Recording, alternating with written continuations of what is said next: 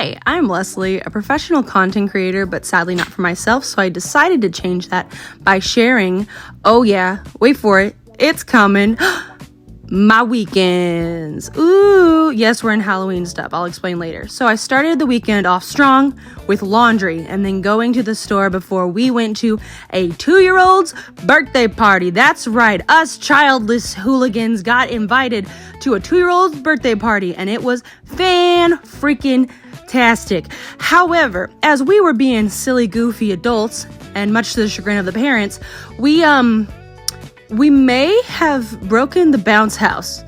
No children were in there. It was just us silly adults, but that may have happened. But it's okay. That's why we make money, so we can make sure our friends don't have to pay for it. Then we went back home and I continued doing some laundry before we walked over to the market because it was early enough for us to still go to the market.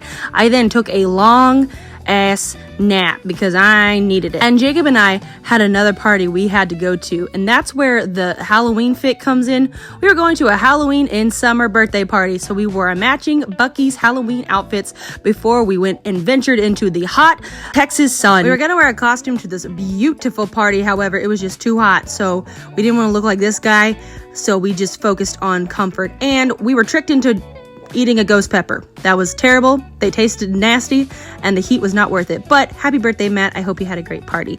Then the next morning, Jacob and I met my parents early for breakfast so we could talk about adult things because we're married now and we gotta get stuff together. And then we hung out with Chai for a little bit at the apartment because he felt left out for not seeing his grandparents. But he did make a new friend who's this little cat that we have in our apartment.